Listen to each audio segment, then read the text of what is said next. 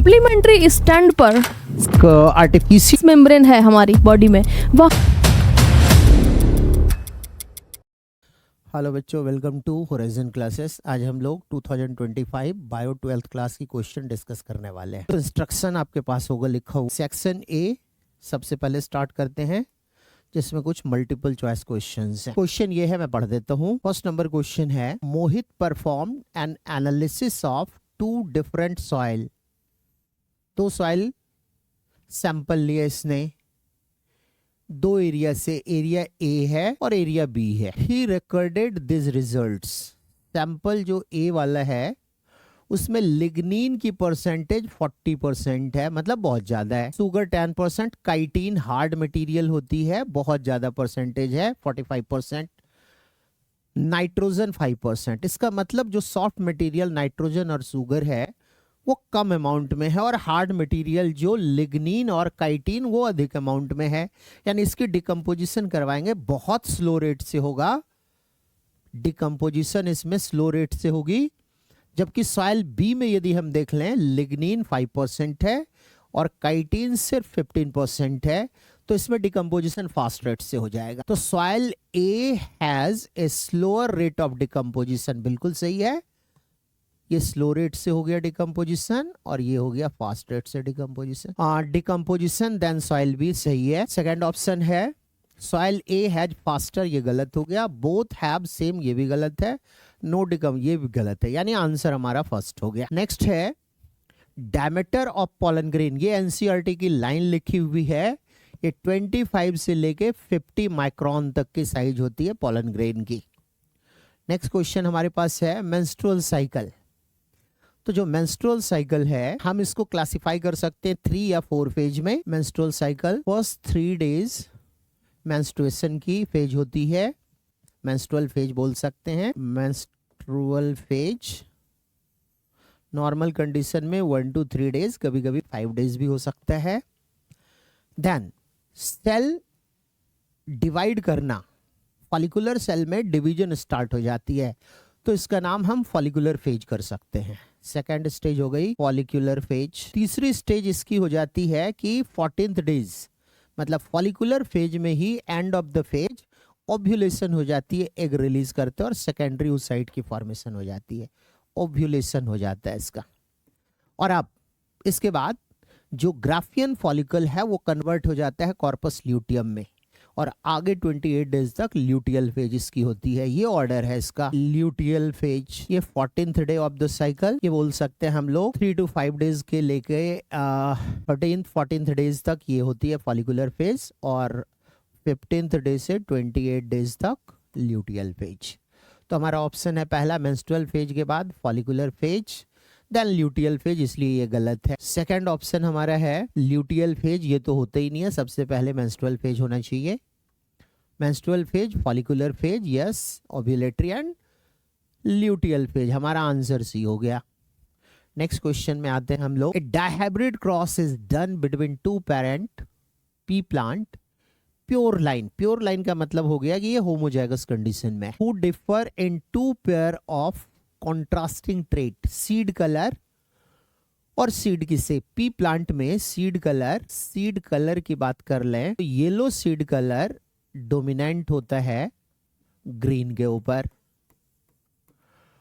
और दूसरी यहाँ पे कैरेक्टर है सीड की शेप। सीड शेप की बात कर लें तो राउंड शेप रिंकल्ड के ऊपर डोमिनेंट है। अब ये डिफरेंट है, तो एक ले लेते हैं हम लोग येलो कलर वाला, और राउंड के लिए RRYY होमोजाइगस कंडीशन, और ये हो गया small r small r small y small y। ये क्रॉसिंग हुई तो इससे F1 generation, capital R small r capital Y small y। इसकी 4 गैमेट बनेगी F1 जनरेशन वाले पेरेंट की, capital RY capital R small y, small r capital Y और small r small y। इसी तरीके की क्रॉसिंग करा दी जाए, सेल्फिंग करा दी जाए, सेल्फिंग ऑफ F1, तो इससे F2 जनरेशन प्रोड्यूस होगी। और हमें पता है पनेट स्क्वायर में इसको बनाया जाए तो यहाँ पर फिनोटाइप 4 हो जाती है इसकी, 4 फिनोटाइप। और वो 4 फिनोटाइप क्या क्या होगी? तो पहली फिनोटाइप इसमें है कि जो ये राउंड एंड येलो वाले हैं, राउंड एंड येलो, ये 9 प्लांट होंगे। दूसरा round and green, round and green 3 plant होंगे। तीसरा रिंकल्ड एंड येलो, ये भी 3 प्लांट होंगे। और fourth number wrinkled and green, wrinkled and green, ये 1 प्लांट होंगे। तो फिनोटाइप 4 हो गई। और जीनोटिपिक क्लास, फिनोटिपिक क्लास की बात यदि कर ले तो इसके लिए फॉर्मूला होता है 2 की पावर n। एन यहाँ पर नंबर ऑफ सेलेक्टेड कैरेक्टर को ले लेते हैं। यदि डायहाइब्रिड क्रॉस है तो 2 की पावर 2 ले लें तो 4 डिफरेंट टाइप के हो गए। जबकि फिनोटिपिक क्लास, जीनोटिपिक क्लास की बात कर लें, जीनोटिपिक क्लास की बात कर लें तो 3 की पावर n, तो 3 की पावर 2 कर दे तो 9 इसकी जीनोटाइप होगी। और इसलिए हमारा आंसर हो गया यहाँ पर ये डी वाला पार्ट, ये डी वाला पार्ट। ठीक है, इसमें 9 जीनोटाइप और 4 फिनोटाइप होगी। नेक्स्ट क्वेश्चन पे आते हैं, आरएनए इंटरफेरेंस। तो आरएनए इंटरफेरेंस जो होती है इसमें ट्रांसलेशन प्रोसेस जो होता है इन्फेक्टिव एजेंट का, वो ब्लॉक कर दिया जाता है, रोक दिया जाता है एंटीसेंस आरएनए बनाकर। डबल स्ट्रैंडेड एंटीसेंस बना देते हैं, जिसकी वजह से प्रोटीन सिंथेसिस जो इन्फेक्शियस एजेंट जैसे मेलोइडी गाइनी इनकॉग्निसिया एक निमेटोडा है, रूट नॉट डिजीज होती है। ये रूट नॉट डिजीज इस निमेटोड की प्रोटीन सिंथेसिस को बंद करवा के रोका जा सकता है। तो ट्रांसलेशन प्रोसेस इसमें बंद हो जाती है। तो RNA interference helps in making tobacco plant resistant to nematoda. Choose the correct option that show how RNA is achieved. Translation बंद करा देना है। पहला ऑप्शन है preventing the process of translation of mRNA. बिल्कुल सही आंसर है हमारा। हमारा आंसर यहां पर हो गया फर्स्ट ही। नेक्स्ट क्वेश्चन पे आते हैं, the sequence of nitrogenous base in A segment of coding strand लिखा हुआ है। तो कोडिंग स्ट्रैंड जैसी होती है, ट्रांसक्रिप्शन के बाद मैसेंजर आरएनए वैसा ही बनता है, बिल्कुल सेम। फर्क क्या होता है? थाइमीन की जगह यूरोसिल होता है।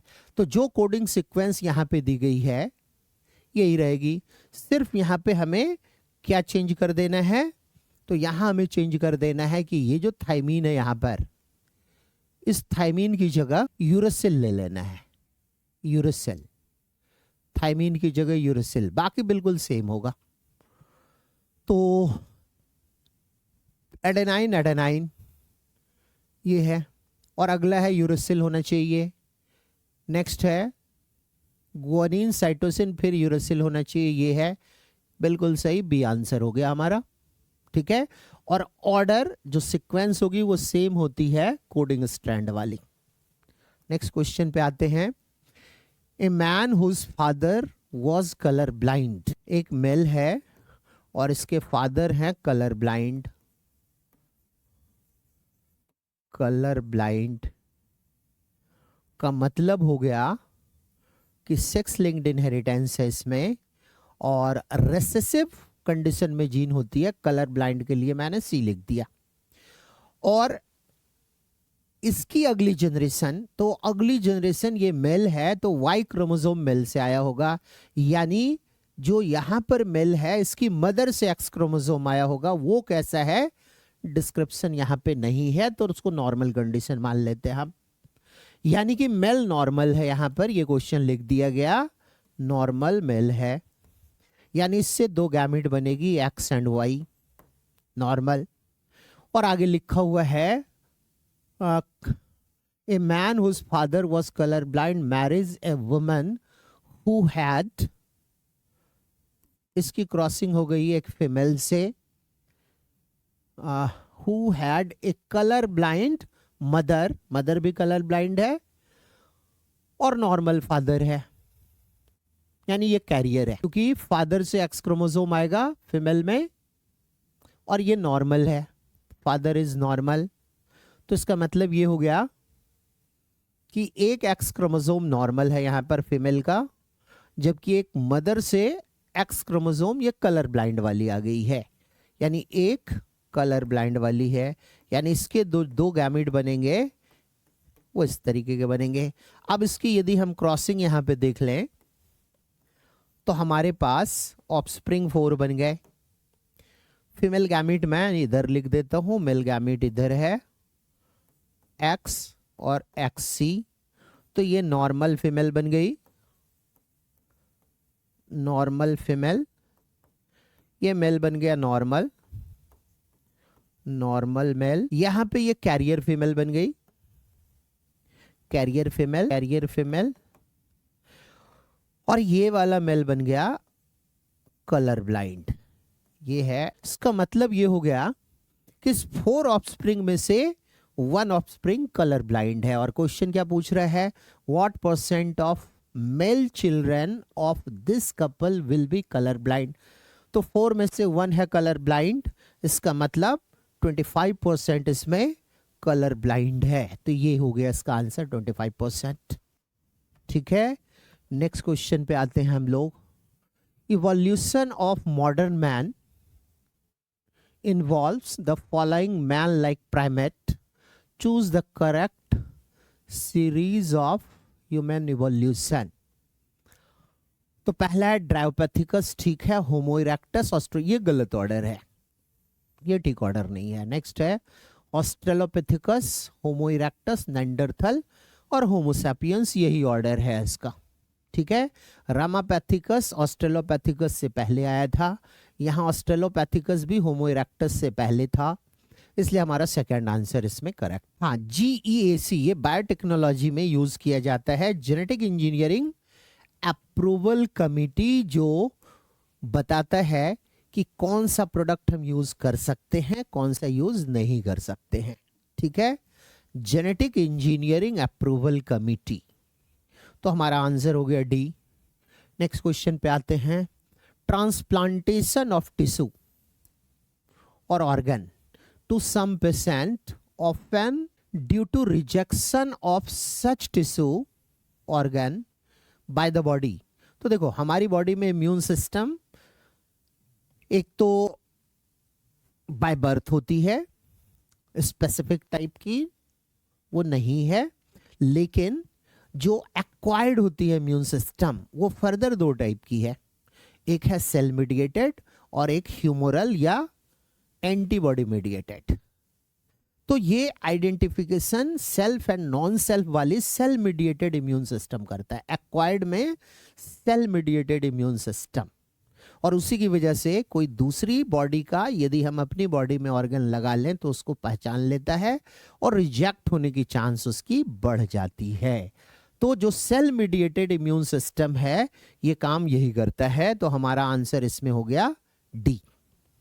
ठीक है, ऑटो इम्यून रिस्पॉन्स नहीं है, ह्यूमोरल बिल्कुल नहीं है, फिजियोलॉजिकल और सेल मीडिएटेड, तो सेल मीडिएटेड होता है। नेक्स्ट क्वेश्चन पे आते हैं। एम्प्लीफिकेशन ऑफ जीन 30 साइकिल के बाद जो रिकॉम्बिनेंट डीएनए है 1 बिलियन रिकॉम्बिनेंट डीएनए हम तैयार कर सकते हैं। तो बिलियन के टर्म में हम इंक्रीज कर सकते हैं जीन ऑफ इंटरेस्ट को, जो हमें चाहिए उसकी रिकॉम्बिनेंट डीएनए बना लेंगे हम और इसके बाद उसको 1 बिलियन टाइम्स तक इंक्रीज कर सकते हैं। नेक्स्ट क्वेश्चन हमारा है द डायग्राम, थोड़ा ब्लर डायग्राम है फिर भी यहाँ पे मैं आउटलाइन बना दे रहा हूं। ये सबसे पहले यहाँ पर एक ये इस तरीके की सेल बनी हुई है, पी से रिप्रेजेंट किया हुआ है, तो ये एक जाइगोट है। अब पी हो गया जाइगोट। अब इसकी डिवीजन स्टार्ट हो गई है, तो एक सेल से 2 सेल बना और नीचे की तरफ ये ग्रो करता चला गया। अब ये माइक्रोपाइल की तरफ सेल जो है ये लार्ज हो जाती है और फिर हॉरिजॉन्टल डिवीजन के कारण एक कॉलम ऑफ सेल्स बन जाते हैं, यहाँ पे कॉलम ऑफ सेल्स, ठीक है, और इसे सस्पेंसर बोल दिया जाता है, दिस इज सस्पेंसर। और ये है ऑस्टोरिया। तो यहाँ पे क्वेश्चन में यही है कि ये जो कॉलम ऑफ सेल्स हैं डायग्राम में बने हुए, इस तरीके की डायग्राम है, इसे क्या कहते हैं? तो this is known as Q, यहाँ पर सस्पेंसर है, सस्पेंसर। और सस्पेंसर की तरफ रेडिकल बनता है। आगे जो ये दो कॉर्नर में इसकी ग्रोथ हो रही है यही बन जाता है कॉटिलिडन। तो यहां पर आर जो है ये कॉटिलिडन को रिप्रेजेंट कर दिया, कॉटिलिडन। और कॉटिलिडन के टर्मिनल पॉइंट पर यहां पर ये एस लिखा हुआ है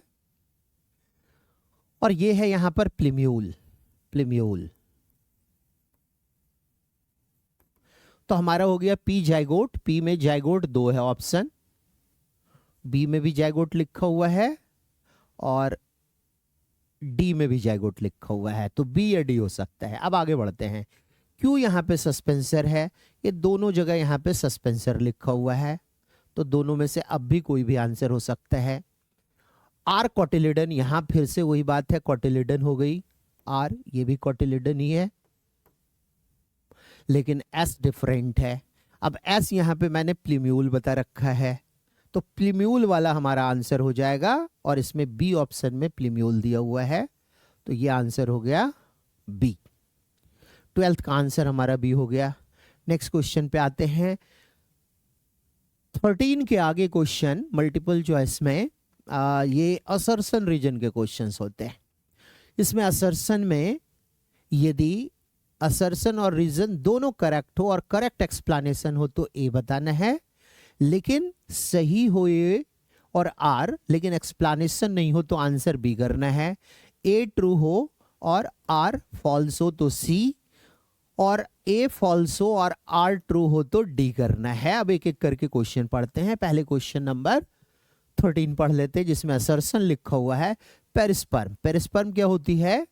तो पेरिस्पर्म होती है एक्चुअली कुछ सीड के अंदर न्यूसेलस जो डिप्लॉयड सेल होती है ओव्यूल की, वो परसिस्टेंट रह जाता है, खत्म नहीं होता, कंज्यूम नहीं होता है, तब इसी का नाम रख लेते हैं हम लोग पेरिस्पर्म।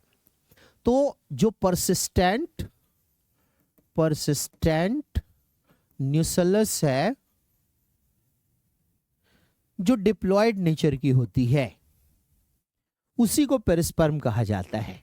अब रीजन में दिया हुआ है perisperm is remains of nucellus, यही बात हम लोग लिखे हैं यहां पर, यानी कि करेक्ट तो है ही, एक्सप्लेनेशन भी है, इसलिए इसका आंसर हमारा हो गया ए। ठीक है, नेक्स्ट क्वेश्चन आते हैं हम लोग। वाइल वर्किंग ऑन स्टेफाइलोकोकस, एक बैक्टीरिया है, अलेक्जेंडर फ्लेमिंग ने इसके ऊपर एक्सपेरिमेंट करके ये बताया था कि पेनिसिलियम नोटेटम फंगस के ऊपर ये बैक्टीरिया स्टेफाइलोकोकस की ग्रोथ नहीं होती है, बट इसकी पोटेंसी या इसका एक्सप्लेनेशन, इसकी मैकेनिज्म फ्लरे एंड चैन, दो साइंटिस्ट ने मिलकर फ्लरे एंड चैन ने एक्सप्लेन किया था। ठीक है, तो while working on Staphylococcus, Alexander Fleming observed that Penicillium notatum inhibits growth of bacteria। बिल्कुल सही है स्टेटमेंट। नेक्स्ट है the inhibiting chemical was commercially extracted and its full potential, ये फ्लरे एंड चैन ने एक्सप्लेन किया था, was established by Alexander Fleming। ये ठीक नहीं है, यानी ए करेक्ट है और आर इसका फॉल्स है, इसलिए हमारा आंसर इसमें सी हो जाएगा। नेक्स्ट क्वेश्चन में आ जाते हैं हम लोग। असर्शन में लिखा हुआ है one of the property of genetic code is degeneracy. Yes, degeneracy का मतलब है कि कोई एक एमिनो एसिड हो, अमाइनो एसिड, यदि वो एक से ज्यादा कोडोन से कोड हो जाए, जैसे ग्लाइसिन एक एमिनो एसिड है, तो ये ट्रिपल जी से भी कोड हो जाता है, ये जी जी ए से भी हो जाता है, ये जी जी यू से भी हो जाता है, या जी जी सी से भी हो जाता है। इसी नेचर, कोडोन के इसी नेचर को हम बोल देते हैं डीजेनरेसी नेचर। तो पहला तो बिल्कुल सही है। दूसरा पढ़ लेते हैं रीजन में, some amino acid can be coded by more than one codon, ये बिल्कुल सही है और इसी की वजह से डिजेनरेसी नेचर बोला जाता है, इसलिए ये एक्सप्लेनेशन भी है। करेक्ट आंसर इसका भी ए है। नेक्स्ट आते हैं 16 number, a bioreactor provide optimal condition. Bioreactor एक आर्टिफिशियल ड्रम लाइक स्ट्रक्चर है जिसमें एक आर्टिफिशियल मीडियम प्रोवाइड किया जाता है सो दैट कि बैक्टीरिया या जो भी प्रोडक्ट यहाँ पे बनाना है सेल की ग्रोथ प्रॉपरली हो सके। तो ये bioreactor provide optimal condition for achieving the desired product by providing, yes optimal growth condition, बिल्कुल सही असर्शन। और रीजन में क्या है, the most commonly used bioreactor, yes steering type he common bioreactor है, तो ये भी करेक्ट है, ये भी करेक्ट है, लेकिन एक्सप्लेनेशन नहीं है, इसलिए आंसर हमारा इसका हो गया बी। तो ये मल्टीपल चॉइस क्वेश्चन कर लिए, ए सेक्शन हमारा पूरा हो गया। नेक्स्ट अब सेक्शन बी में आते हैं जो 2 मार्क्स के क्वेश्चन है, 2 मार्क्स के। अब यहां पर एक क्रॉस दिया हुआ है पेरेंट का और इसमें लिखा हुआ है कि ये 44 प्लस एक्स एक्स, यानी ये फीमेल है। Study the 2 different crossing given below, ठीक है। इसकी क्रॉसिंग हो गई है मेल के साथ, ये है फीमेल, और मेल के साथ जिसमें ऑटोजोम यहां भी 44 है और sex chromosome X and Y है, और उसके गैमीट बनाए गए हैं। तो मेल गैमीट यहां पर एक है 22 प्लस एक्स, यहां भी है 22 प्लस वाई, यानी कि यहां पर 2 डिफरेंट टाइप के मेल गैमीट हैं जो नॉर्मल कंडीशन में होती है। लेकिन जो फीमेल गैमीट यहां पे शो किया गया है इसमें ऑटोजोम 22 होना चाहिए, ये 23 शो किया हुआ है, मतलब एक एक्स्ट्रा हो गया और एक एक्स क्रोमोसोम है, और यहां पे 22 होना चाहिए, एक कम पड़ गया तो 21 हो गया प्लस एक्स। यानी यदि इसमें ये किसी एक नॉर्मल मेल गैमीट से फ्यूज कर ले तो इसमें मोनोजोमी क्रिएट हो जाएगी, एक क्रोमोसोम कम पड़ जाएगा, और ये वाला यदि एक नॉर्मल मेल गैमीट से क्रॉस कर ले तो ये ट्राइजोमिक कंडीशन को शो कर रहा है। अब ट्राइजोमी में ऑटोजोम यहां पर 23 प्लस 22 यानी कि 45 हो गए, और इसके अलावा इसमें एक एक्स भी क्रोमोसोम है, एक वाई क्रोमोसोम है, यानी ये मेल में भी हो सकता है, ये फीमेल में भी हो सकता है। यदि इस वाले एक्स से क्रॉस किया तो ये फीमेल, और यदि इस वाले से क्रॉस किया तो मेल हो जाएगा, यानी कि एक क्रोमोसोम यहां पर 45 प्लस 2 47 हो गए हैं, एक्स्ट्रा हो गया है। और ट्राइजोमी ऑफ 21st क्रोमोसोम जो ऑटोजोम है उसकी वजह से जो डिसऑर्डर होती है उस डिसऑर्डर का नाम है डाउन सिंड्रोम, यानी कि ये फर्स्ट क्रॉस डाउन सिंड्रोम के बारे में बताया गया है, डाउन सिंड्रोम।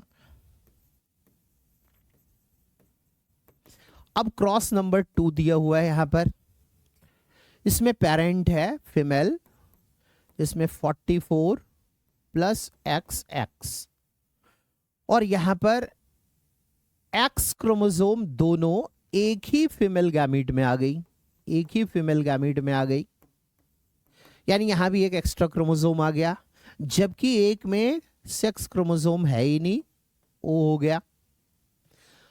और male parent 44 plus X Y दिया हुआ है इसमें, और इसके गैमीट नॉर्मल कंडीशन में दिए गए हैं 22 plus X, 22 plus Y plus X, 22 plus Y. अब इन दोनों में क्रॉसिंग हुई, और क्रॉस फीमेल गैमीट वो वाला किया जिसमें एक एक्स्ट्रा एक्स क्रोमोसोम आ गया है, और ये क्रॉस किससे कर गया है, तो 22 प्लस वाई वाले से। तो हमारे पास यहां पर सेकेंड नंबर कंडीशन में 22 प्लस 22 44 ऑटोजोम है, ये तो नॉर्मल है, बट एक्स क्रोमोसोम 1 होनी चाहिए, यहां पे 2 आ गया, और एक वाई क्रोमोसोम आ गया, यानी कि ये इंडिविजुअल मेल होगा और सेक्स क्रोमोसोम की ट्राइजोमी हो जाएगी। ऐसी कंडीशन क्लिनेफेल्टर सिंड्रोम में आती है, क्लिनेफेल्टर सिंड्रोम में आती है। तो इसमें क्वेश्चन ये दिया हुआ है, identify the abnormality 1 and 2 in the offspring of the given cross and distinguish between them. मैंने बता दिया ये मेल होगा, ये मेल और फीमेल दोनों में हो सकती है। क्लिनेफेल्टर सिंड्रोम में टॉल स्ट्रेचर्ड पर्सन हो जाते हैं, रूडिमेंट्री टेस्टीज हो जाती है, यहाँ पर स्पर्मेटोजेनेसिस एब्सेंट हो जाता है, स्पार्स बॉडी हेयर हो जाती है। जबकि डाउन सिंड्रोम के अंदर कॉन्जेनाइटल हार्ट डिजीज हो जाएगी, शॉर्ट स्ट्रेचर्ड हो जाएगा, पार्शियली ओपन माउथ, टंग बाहर निकली होगी, broad palm with characteristic palm crease, इस तरीके की डिसऑर्डर हो जाती है डाउन सिंड्रोम में। तो ये हम लोग 17 नंबर क्वेश्चन कर लिए। नेक्स्ट क्वेश्चन पे आते हैं। एक पेडिग्री एनालिसिस है। इस पेडिग्री एनालिसिस में दिया हुआ है कि ए की क्रॉसिंग बी के साथ हो रही है और यहां पर ए अफेक्टेड इंडिविजुअल है, ए इज अफेक्टेड, ठीक है। और अगले जनरेशन में first female normal, but second जो मेल है इसे सी बताया गया है, ये अफेक्टेड है। थर्ड मेल नॉर्मल है और फोर्थ यहां पर फीमेल जो है ये अफेक्टेड है। अब इस अफेक्टेड फीमेल की एक नॉर्मल मेल के साथ मैरिज हुई यदि, तो यहां से एक फीमेल अफेक्टेड हो गई, बाकी दो मेल नॉर्मल हो गया, दो मेल नॉर्मल हो गया। तो यहां पे हमें बतानी है, अच्छा एक और है कि ये नॉर्मल मेल एक नॉर्मल फीमेल से मैरिज हुई, मैटिंग हुई, तो यहां पर एक फीमेल नॉर्मल और दो मेल भी नॉर्मल ही मिले। तो हमें यहां पर 3 क्वेश्चन का जवाब देना है कि ये सेक्स लिंक्ड है, ये ऑटोसोमल है, डोमिनेंट है, रिसेसिव है और इनकी जीनोटाइप क्या है। तो सबसे पहले ध्यान में देखना है इधर कि जब कभी भी कोई एक पेरेंट अफेक्टेड हो और अगले जनरेशन में भी वो अफेक्ट दिखे, तो यहां पे चांस हो जाता है कि ये इंडिविजुअल, ये जो कैरेक्टरिस्टिक फीचर है ये डोमिनेंट वाली हो सकती है, डोमिनेंट। और यदि ऑफस्प्रिंग के मेल और फीमेल दोनों में अफेक्ट आ जाए तो ये ऑटोसोमल हो सकता है, ऑटोसोमल। तो नीचे वाले क्वेश्चन का आंसर हमारा मिल गया कि ये है ऑटोसोमल और साथ में यहां पर ये डोमिनेंट कंडीशन में है, ये डोमिनेंट कंडीशन में है। अब यदि ऐसी बात है तो निश्चित रूप से यहां पर एक ही जीनोटाइप यदि हम लिख लें तो यहां कम से कम एक एलील तो डोमिनेंट होगा। लेकिन चूंकि यहां पर ये डोमिनेंट डिसऑर्डर यहां पे डेवलप हो रही है, यानी बी में सारे रिसेसिव कंडीशन में है, यानी कि जो अफेक्टेड वाला है उसमें भी कम से कम ए रिसेसिव एलील आएगी यहां से और एक डोमिनेंट आया होगा इधर से, इसलिए इसको अफेक्ट आ गया। तो जितने भी अफेक्टेड है यहां पर उन सारे में एक डोमिनेंट और एक रिसेसिव कंडीशन में है। और जिसको यहां पर इफेक्ट शो नहीं हो रहा है इसका मतलब वो दोनों रिसेसिव है, यानी कि ये वाली जो जीनोटाइप हम लिखेंगे एक रिसेसिव यहां से आ गई, एक यहां से आ गई। अब यहां पर ये दोनों के दोनों रिसेसिव वाले कंडीशन में ही है, क्योंकि इफेक्ट दिख नहीं रहा, तो निश्चित रूप से डी भी रिसेसिव होमोजाइगस कंडीशन में होगी। तो यहां पे बताना है जीनोटाइप ऑफ ए हमने बता दिया, जीनोटाइप ये वाला हो गया कैपिटल स्मॉल ए। बी की जीनोटाइप होमोजाइगस रिसेसिव हो गई, सी की जीनोटाइप यहां है हेटेरोजाइगस कंडीशन में है और डी की जीनोटाइप देख लें तो होमोजाइगस रिसेसिव है। तो ये भी हो गया हमारा। नेक्स्ट क्वेश्चन में आते हैं हम लोग। Student to attempt either option A and B, ठीक है। इसमें और वाला क्वेश्चन है, हमें दोनों में से कोई एक आंसर करना है। क्या है इसमें? A patient with ADA, adenosine deaminase इसको कहते हैं, ADA is adenosine deaminase deficiency, requires periodic infusion of genetically engineered lymphocyte. Explain why. Such periodic infusion is required and also suggest the permanent cure. इसको ठीक कैसे किया जा सकता है परमानेंटली, तो इसके बारे में थोड़ा सा हम लोग यहाँ पे समझ लेते हैं।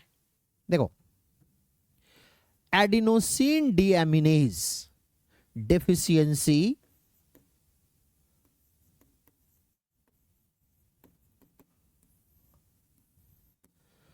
एक एंजाइम है और इसकी वजह से सीवियर कंबाइंड इम्यूनोडेफिशिएंसी सिंड्रोम होती है।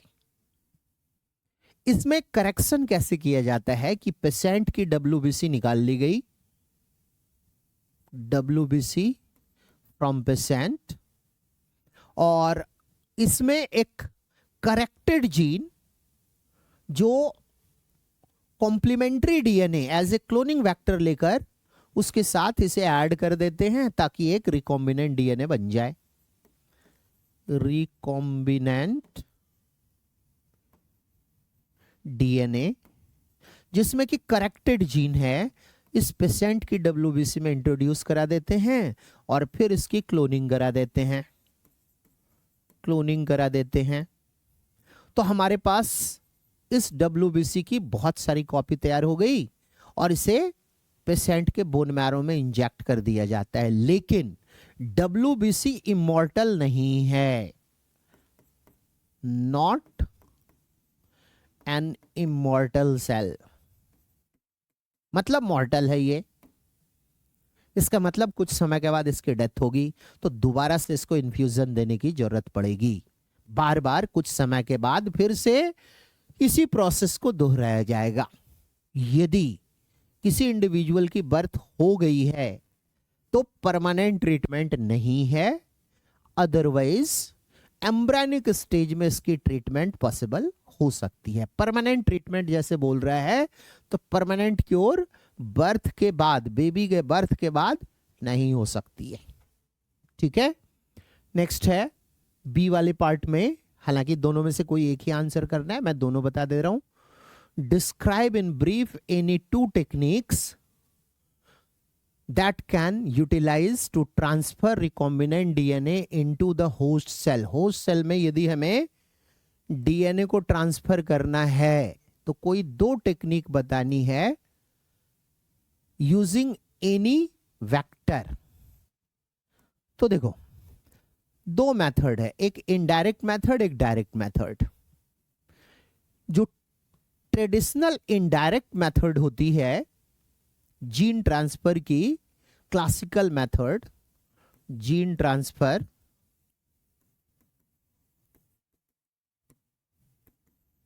क्लासिकल मेथड,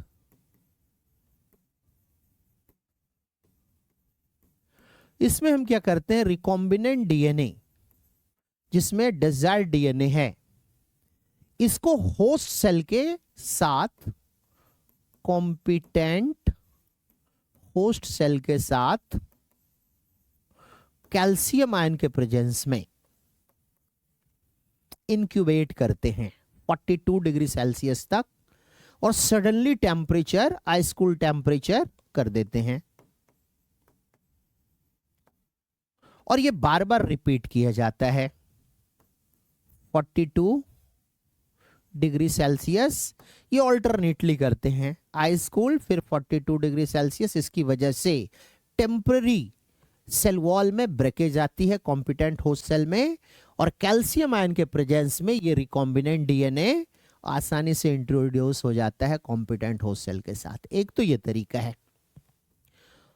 दूसरा तरीका इसमें हो सकता है डायरेक्ट मेथड, जिसमें जीन गन या बायोलिस्टिक्स का इस्तेमाल करते हैं, जीन गन या बायोलिस्टिक। इसके अलावा माइक्रोपिपेट भी यूज कर सकते हैं कि डायरेक्टली इंट्रोड्यूस कर देते हैं सेल के अंदर, जीन गन में लोड करके, इसमें बुलेट बनी होती है टंगस्टन या गोल्ड की, फायर करते हैं और सामने जीन गन के सामने टिश्यू रख देते हैं, जिस टिश्यू के अंदर इसको इंट्रोड्यूस कराना है। तो हमें दो मेथड कोई बोल रहा है, हमने दोनों बता दिया। Any two technique that can be utilized to transfer recombinant DNA. मैंने बोला रिकॉम्बिनेंट डीएनए को कॉम्पिटेंट होस्ट सेल के साथ कैल्शियम आयन के साथ मिक्स करके इंक्यूबेट कर दो 42 डिग्री सेल्सियस में डायरेक्टली विदाउट, अच्छा विदाउट बोल रहे हैं ये, without using any vector.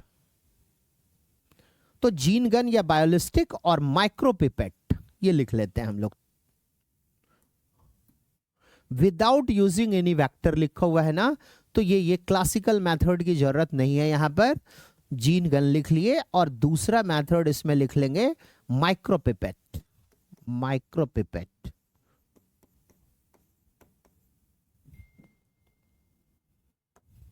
Micropipette use करके हम इसको इंट्रोड्यूस कर सकते हैं।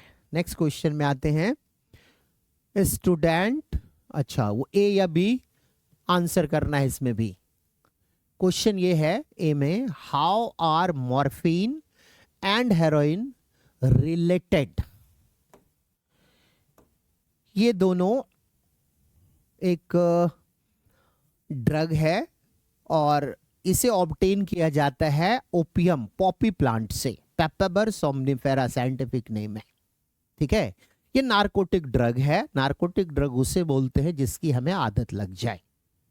तो जो डायरेक्ट निकाला जाता है पॉपी प्लांट से, पॉपी प्लांट इसकी लेटेक्स से, लेटेक्स ऑफ पॉपी प्लांट से ऑब्टेन की जाती है मॉर्फिन। मॉर्फिन जिसका इस्तेमाल किया जा सकता है एनाल्जेसिक की तरह, पेन किलर की तरह, एनाल्जेसिक, ठीक है।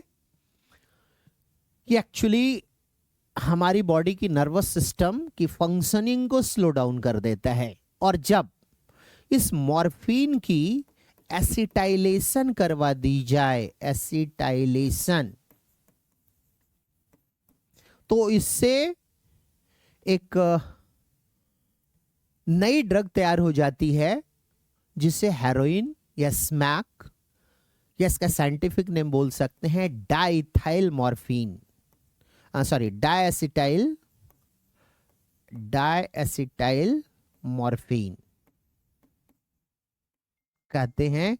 इसी को हेरोइन भी कहा जाता है और कॉमनली स्मैक कहते हैं इसी को। ये एक डिप्रेसेंट की तरह यूज किया जा सकता है, डिप्रेसेंट, जिसमें होगा क्या, तो बॉडी फंक्शनिंग, खास करके नर्वस सिस्टम स्लो डाउन हो जाती है। Nervous system slow down of nervous system. इसकी फिजिकल स्टेट देखी जाए तो व्हाइट कलर की होती है। बिटर टेस्ट होता है इसका, ऑर्डरलेस होता है ये, क्रिस्टलाइन सॉलिड है ये। तो डिप्रेसेंट की तरह इसका इस्तेमाल किया जा सकता है। तो क्वेश्चन ये है इसमें कि मॉर्फिन और हेरोइन एक दूसरे से रिलेटेड कैसे, मैंने बता दिया कैसे रिलेटेड है, कि मॉर्फिन को डायरेक्टली निकाला जाता है और उसको एसिटाइलेशन के बाद हेरोइन तैयार की जाती है। देयर इफेक्ट, तो ये एनाल्जेसिक की तरह, अच्छा ये दोनों ड्रग वर्क करता है, ऐसे ड्रग को ऑपियोइड ड्रग कहा जाता है। ये दोनों ड्रग जो है ऑपियोइड ड्रग कहलाता है, ऑपियोइड ड्रग, क्योंकि हमारे नर्वस सिस्टम में ऑपियोइड रिसेप्टर होती है। ऑपियोइड रिसेप्टर कहां होती है, इन नर्वस सिस्टम, या ब्रेन बोल सकते हो आप, ब्रेन ही लिख लो। लेकिन इसके अलावा गैस्ट्रो इंटेस्टाइनल ट्रैक्ट में भी होती है, गैस्ट्रो इंटेस्टाइनल ट्रैक्ट। और हम इस तरीके से डिप्रेशन में चले जाते हैं यदि इसका इस्तेमाल ज़्यादा किया जाए तब, और नर्वस टिश्यू यदि स्लो डाउन काम करना शुरू कर दे, स्लो हो जाए, तो इस कारण से ये पेन किलर की तरह काम किया जा सकता है। तो ये हो गया ए पार्ट। बी पार्ट में है name an alcoholic drink which is produced by the help of microbes. बहुत सारे ड्रिंक है अल्कोहलिक, लेकिन इसमें दो क्वेश्चन अलग अलग है, विथ डिस्टिलेशन और विदाउट डिस्टिलेशन। तो वाइन एंड बियर ये बिना डिस्टिलेशन के तैयार किया जाता है, लेकिन रम या ब्रांडी या विस्की ये सारे डिस्टिलेशन के बाद तैयार किए जाते हैं। ठीक है, नेक्स्ट क्वेश्चन है इसी में, explain how cyanobacteria, cyanobacteria means blue green algae. तो ब्लू ग्रीन एल्गी का काम है नाइट्रोजन फिक्सेशन करना, और ये बायोलॉजिकल नाइट्रोजन फिक्सेशन के थ्रू सॉइल की फर्टिलिटी बढ़ा देता है, fixation. Explain how cyanobacteria can be used as biofertiliser. तो जब फर्टिलिटी बढ़ जाएगी तो प्रोडक्टिविटी भी बढ़ जाएगी। तो नाइट्रोजन फिक्सेशन के थ्रू इस तरीके से काम करता है। और ये सेक्शन बी का लास्ट क्वेश्चन है 21st स्टूडेंट्स टू, ये भी वही है, ए और बी दो ऑप्शन दिए हुए हैं।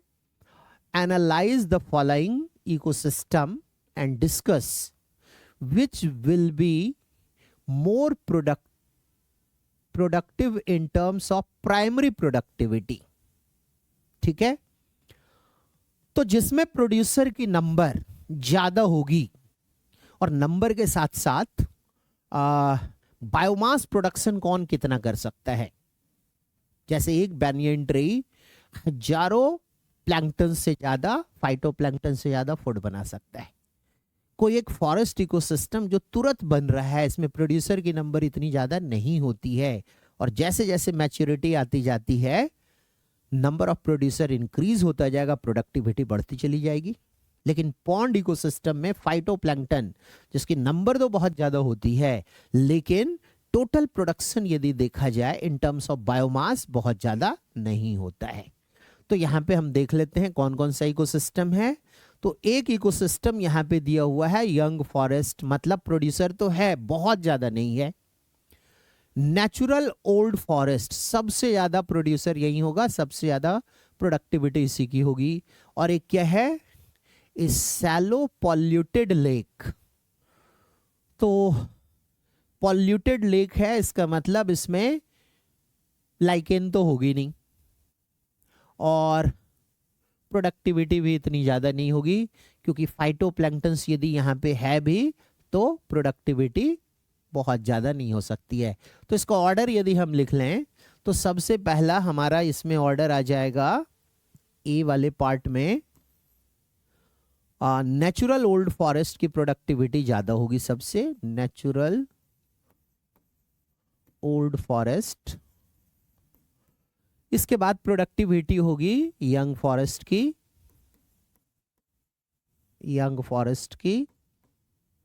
और सबसे कम प्रोडक्टिविटी हो जाएगी सैलो पॉल्यूटेड लेक की, सैलो पॉल्यूटेड लेक्स। ठीक है, क्योंकि अब यही आगे चल के यंग फॉरेस्ट में कन्वर्ट होने वाला है, तो प्रोडक्टिविटी इसकी बढ़ जाएगी और यही ओल्ड फॉरेस्ट बन जाएगा नेचुरल। नेक्स्ट है बी पार्ट में,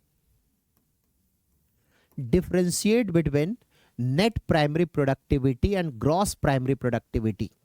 तो देखो ये दोनों प्राइमरी प्रोडक्टिविटी ही है, प्राइमरी प्रोडक्टिविटी है, प्रोडक्टिविटी। तो प्राइमरी प्रोडक्टिविटी बोलते हैं कि जो बायोमास प्रोड्यूस किया जाता है प्राइमरी प्रोड्यूसर के द्वारा। तो प्राइमरी प्रोड्यूसर जो टोटल बायोमास प्रोड्यूस किया, टोटल बायोमास प्रोड्यूस्ड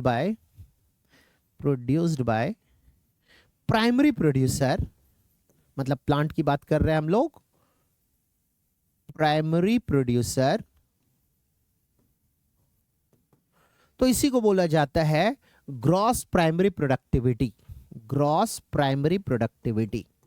लेकिन ये प्राइमरी प्रोड्यूसर खुद की फिजियोलॉजी के लिए कुछ एनर्जी रेस्पिरेटरी एनर्जी के फॉर्म में स्टोर कर लेता है, और अब जो बचा उस एनर्जी को ग्रॉस प्राइमरी प्रोडक्टिविटी में रेस्पिरेटरी एनर्जी को माइनस कर दिया जाए। जैसे आर को मान लेते हैं हम रेस्पिरेटरी एनर्जी,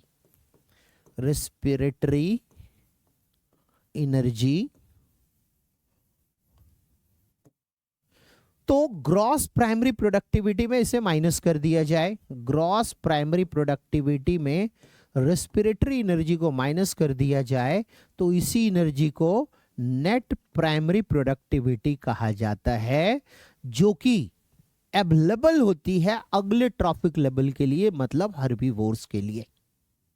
तो ये सेक्शन बी में 21 क्वेश्चन तक हमारा कंप्लीट हो गया। चलो हाय बच्चों, क्या हाल चाल है।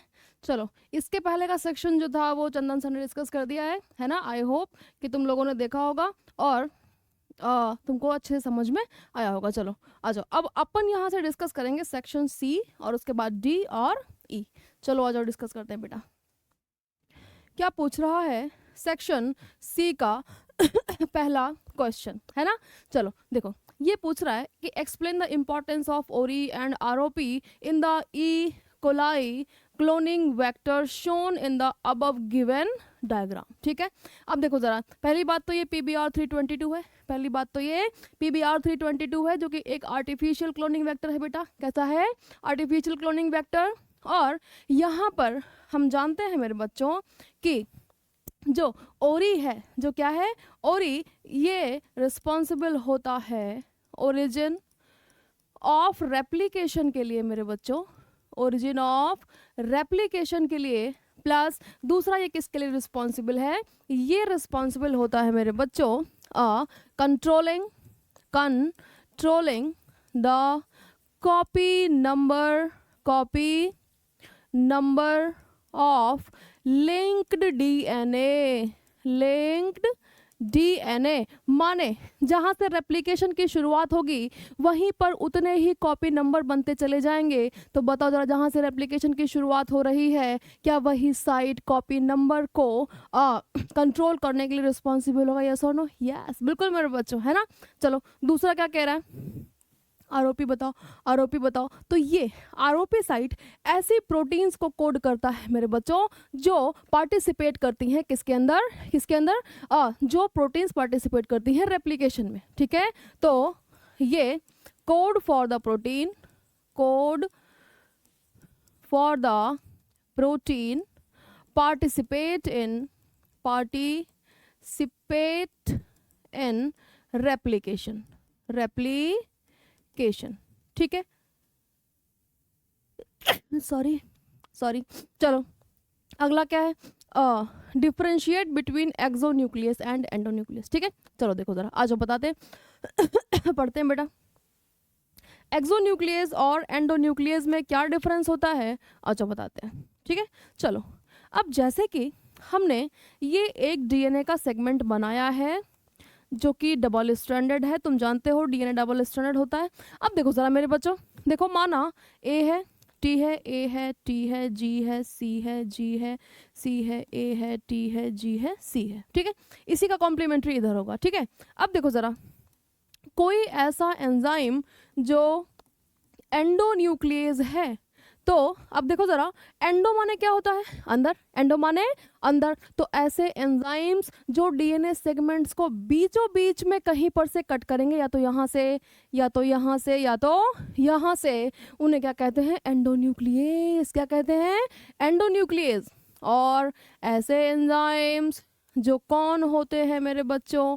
एक्सोन्यूक्लियस। तो एक्सो माने बाहर से, एक्सो माने बाहर से, तो ये एक एक करके न्यूक्लियोटाइड्स को हटाएंगे, 1 2 3 4 5 ऐसा करके किनारे से शुरुआत करेंगे और एक एक न्यूक्लियोटाइड निकालते चले जाएंगे। इन्हें कहते हैं एक्सोन्यूक्लियस। और जो बीचों बीच में काट दे डीएनए के 2 सेगमेंट बना दे मेरे बच्चों, उन्हें हम क्या कहते हैं? एंडो न्यूक्लियस कहते हैं। ठीक है, यस बिल्कुल। चलो आगे बढ़ते हैं। अगला क्वेश्चन है, द ग्रेट जर्मन नेचुरलिस्ट, है ना, क्या नाम था? Alexander von Humboldt observed that within a region species richness increased with increasing explored area but only up to a limit, है ना।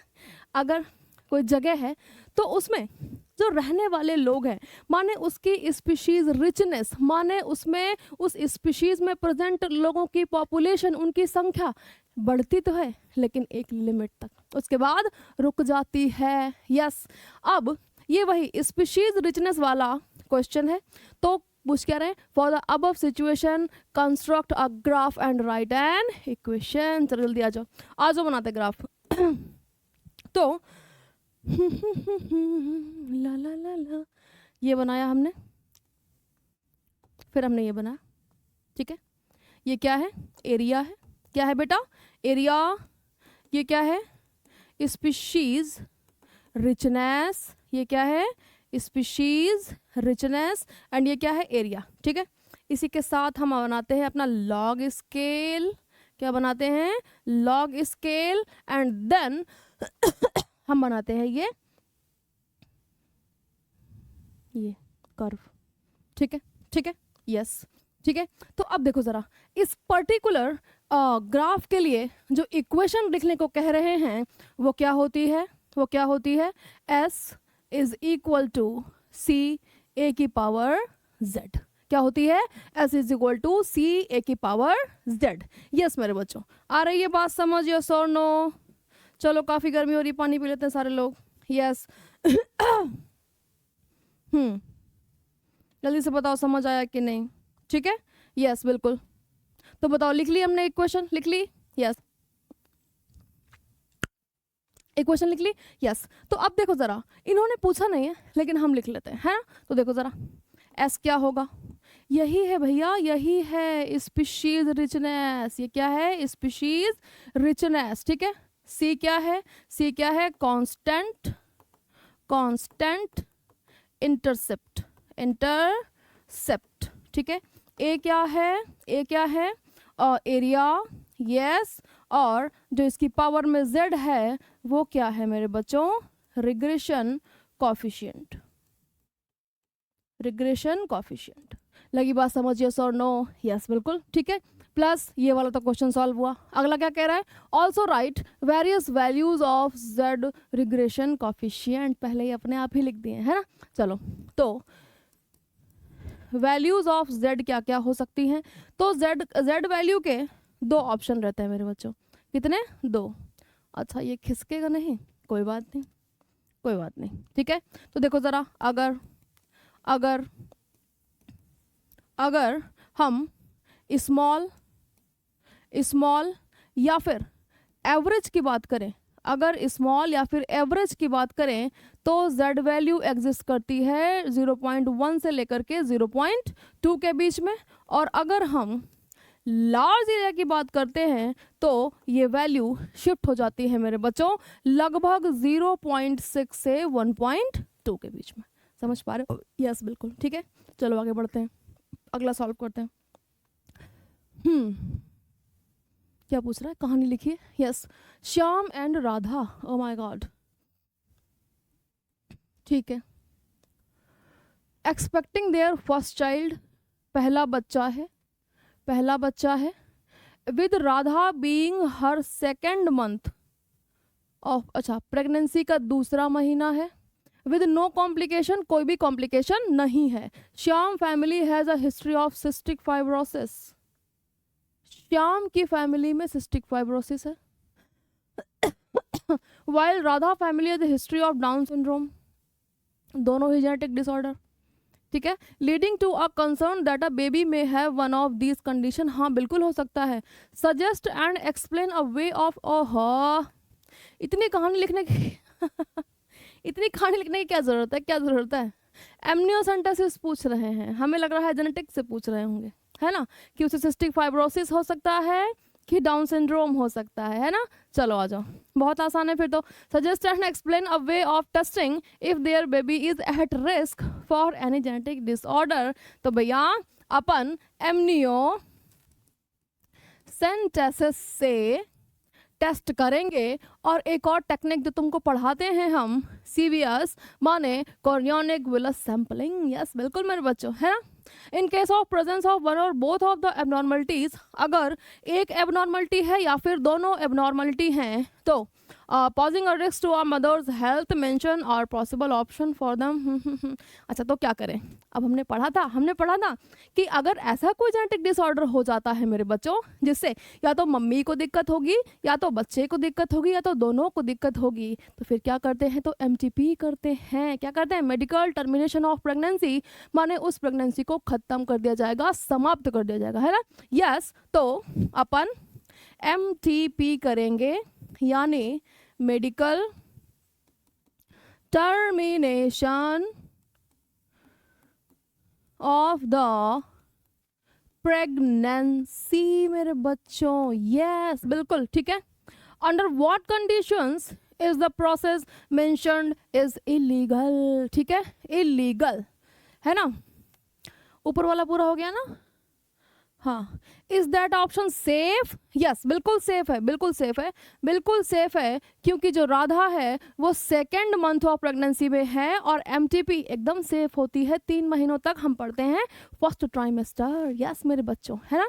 Under what condition is the process mentioned B is illegal. B कहाँ है, B कहाँ है, कहाँ है B? अच्छा option कोई कह रहे हैं। अच्छा एमटीपी इलीगल कब होगी, एमटीपी इलीगल कब होगी? अगर चाइल्ड नॉर्मल है एंड गर्ल चाइल्ड है, और अगर अननेसेसरी तरीके से क्या करा रहे हैं, एमटीपी, माने अगर मम्मी और बच्चे दोनों को कोई भी समस्या नहीं होने वाली है और हम ज़बरदस्ती एमटीपी करा रहे हैं, इस बेस पे कि पैदा होने वाला बच्चा एक लड़की है मेरे बच्चों, तो क्या हो जाएगा, इलीगल। ठीक है, यस चलो आगे बढ़ते हैं। Right the palindromic nucleotide GAATTC। ठीक है, चलो आ जाओ करते हैं। जो गिवन है, गिवन सीक्वेंस क्या है मेरे बच्चों, 5 प्राइम GAATTC, और हम जानते हैं मेरे बच्चों ये किसका सीक्वेंस है, EcoR1 का। तो देखो जिस तरफ DNA का 5 प्राइम एंड है, उसका जो कॉम्प्लीमेंट्री स्ट्रैंड होगा उसका 3 प्राइम एंड होगा। यस चलो बनाते हैं। तो G से कौन कॉम्प्लीमेंट्री करेगा, C, A से T, A से T, T से A, T से A, C से G, और ये 5 प्राइम। ये हो गया कॉम्प्लीमेंट्री सीक्वेंस। ठीक है, यस मेरे बच्चों, पहला आंसर हुआ। Then name the restriction endonuclease that recognise this sequence. तो तुम जानते हो कि वो एंडोन्यूक्लियस कौन है, EcoR1। समझ पा रहे हो, समझ पा रहे हो? यस यस ठीक है। How are sticky ends produce, mention their role. चलो आ जाओ आ जाओ। अब इसी को थोड़ा सा लंबा करेंगे बेटा, कैसे करेंगे आ जाओ बताते हैं। मानो इतना लंबा DNA था, ये 5 प्राइम एंड था, ये इतना लंबा DNA 3 प्राइम एंड, सारे के सारे बेसेस इंटैक्ट। यस ठीक है, इधर ये इतना लंबा DNA 3 प्राइम एंड, इतना लंबा DNA 5 प्राइम एंड, सारे के सारे बेसेस इंटैक्ट। ठीक है, अब देखो ये क्या है, EcoR1 की रिकॉग्निशन साइट है। ठीक है, या फिर अगर यहाँ पर कोई और भी सीक्वेंस लिखा हो, किसी और भी रेस्ट्रिक्शन एंडोन्यूक्लियस की रिकॉग्निशन साइट हो जो कि स्टिकी एंड्स प्रोड्यूस करता है, तो प्रोसेस जो होगा, जो तरीका होगा, वो कैसा होगा, सेम होगा। यस तो देखो ज़रा, अगर मान लो इसने यहाँ पे कट लगाया, क्योंकि जो रेस्ट्रिक्शन एंडोन्यूक्लियस होते हैं वो कॉम्प्लीमेंट्री स्टैंड पर सेम बेस पेयर के बीच में कट लगाते हैं। ठीक है, जैसे कि यहाँ पर जी और ए के बीच में लगाया है तो यहाँ पर भी जी और ए के बीच में लगाएगा। यस मेरे बच्चों, तो बताओ ज़रा कैसा प्रोड्यूस होगा डीएनए। तो देखो जो 5 प्राइम वाला है वो पूरा डीएनए इंटैक्ट और जी इधर आ गया, ठीक है, और 3 प्राइम वाला जो है वो पूरा DNA intact, C T T A है ना, क्योंकि जी तो उधर जाएगा। ओके, तो देखो ज़रा ये इतने बेसेस बाहर प्रोट्रूड हैं, लटक रहे हैं, यस और नो? यस बिल्कुल, इन्हीं को कहते हैं स्टिकी एंड्स। क्या कहते हैं? Sticky ends. समझ पा रहे हो?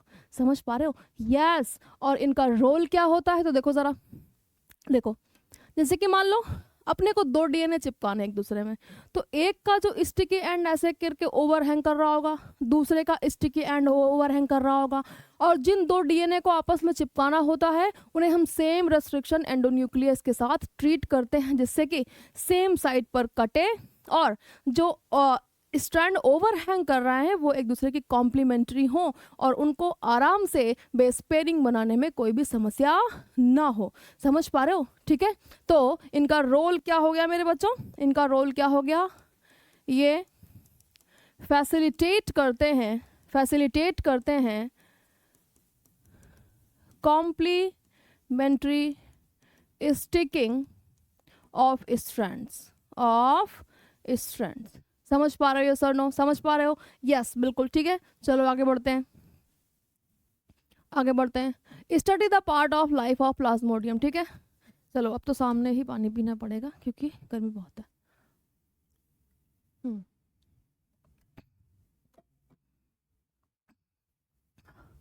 प्लाज्मोडियम के लाइफ साइकिल छोटा सा पार्ट दिया हुआ है। यस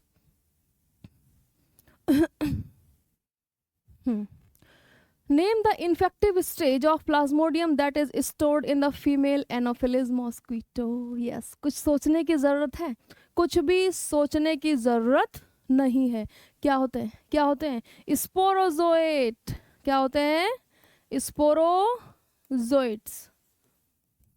ठीक है, यस।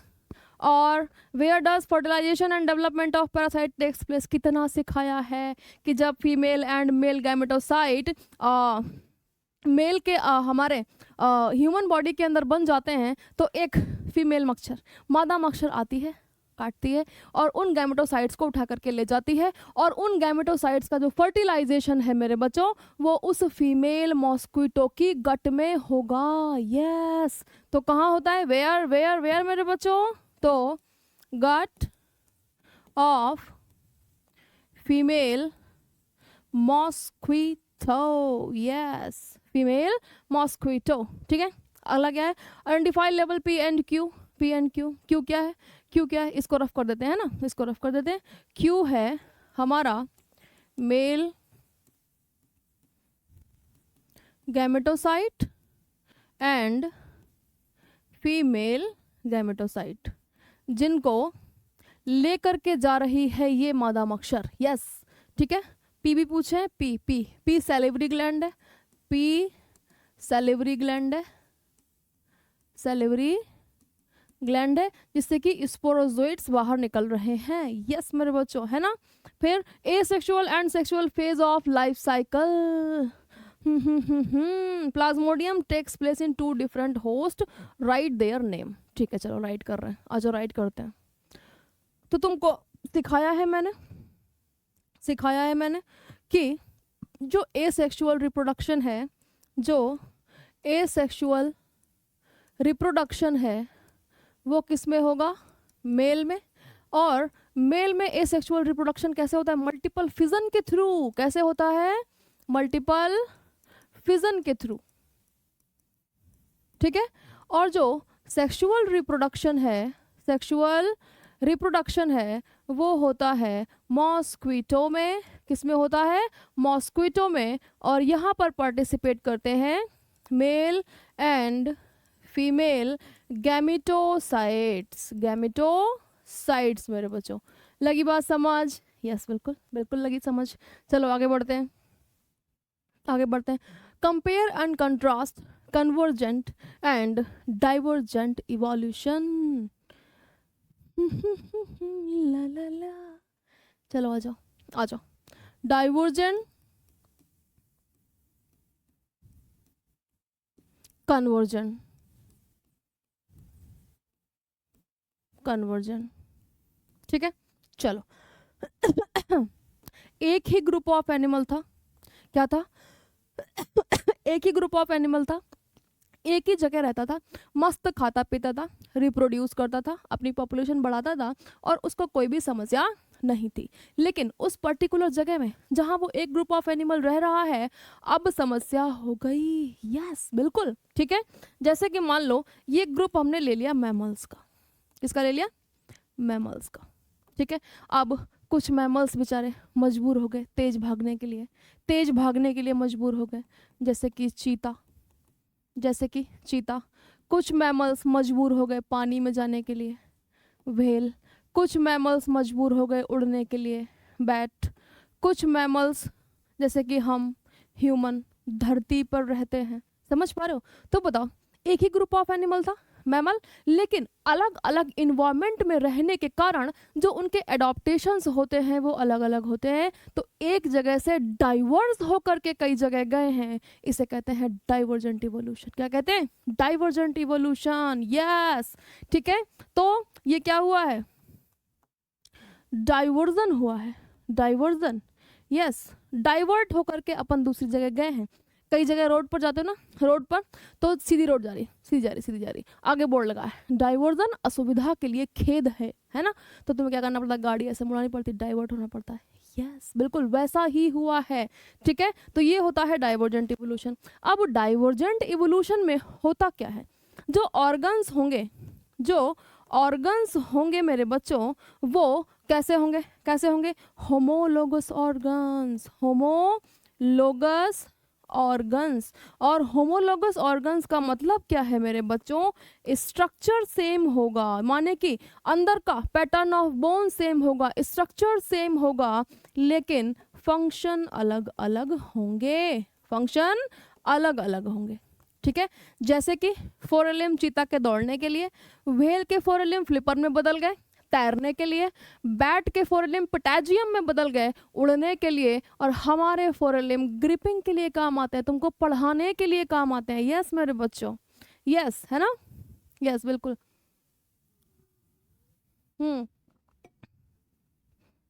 लगी बात समझ? लगी यस और नो? यस, ठीक है। चलो अब कन्वर्जेंट पे आते हैं, कन्वर्जेंट पे आते हैं। कन्वर्जेंट में क्या होगा? ये एनिमल्स का ग्रुप 1 था, ये एनिमल्स का ग्रुप 2 था। इनमें से कुछ लोगों ने मुंह उठाया इधर आ गए, इनमें से कुछ लोगों ने मुंह उठाया इधर आ गए और सेम जगह पर रहने लगे। तो एडॉप्टेशन कैसा होगा मेरे बच्चों?